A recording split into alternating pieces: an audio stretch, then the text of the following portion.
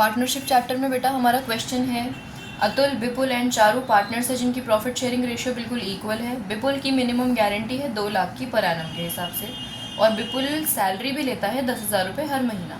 Net profit इनका 6,60,000 का हुआ है, तो इनका प्रॉफिट डिवीजन करवाना है हमें। आओ जल्दी से देख लेते हैं। आप P&L अप्रोप्रिएशन अकाउंट बनाएंगे, ठीक है बेटा।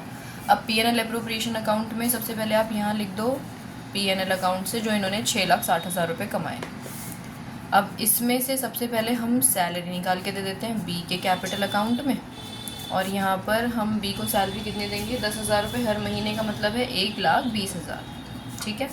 अब बचा हुआ जो प्रॉफिट है वो हमें ट्रांसफ़र करना है किस किस को, A से अतुल को, B से विपुल को और C से चारू को, ठीक है। इनके आगे कैपिटल अकाउंट्स आप लोग लिख देंगे।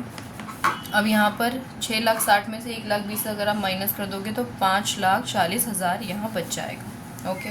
तो ये आ गया यहाँ पर। फिर उसके बाद अब क्या करना है, हमें इनमें गारंटी के अकॉर्डिंग बांटना है, और क्योंकि गारंटी है बेटा तो हम ये वाला प्रॉफिट डिवीजन वर्किंग में करके देख लेते हैं। A, B और C के हिस्से में कितना कितना पहुँचेगा।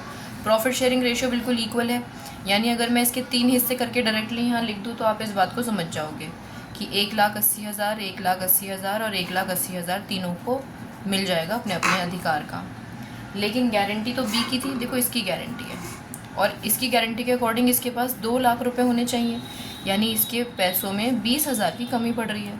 अब ये 20,000 की कमी को कौन पूरा करेगा, रिमेनिंग पार्टनर्स। अब रिमेनिंग पार्टनर्स कैसे पूरे करेंगे, अपनी प्रॉफिट शेयरिंग रेशियो में। तो 1:1:1, ये देखो A, B, C, B की गारंटी थी तो रेशियो कितनी बची, 1:1, यानी A और C इसको बिल्कुल बराबर बराबर बांट देंगे। तो A अपने पैसों में से 10,000 निकाल के दे देगा, C अपने पैसों में से 10,000 निकाल के दे देगा, यानी A का प्रॉफिट 1,70,000 का है, C का प्रॉफिट 1,70,000 का है और B का प्रॉफिट टोटल 2 लाख का है, ठीक है। इसी बात को आप यहाँ लिख दो, 1,70,000, 2 लाख एंड 1,70,000। ये लो बेटा, हो गया ये क्वेश्चन, ठीक है।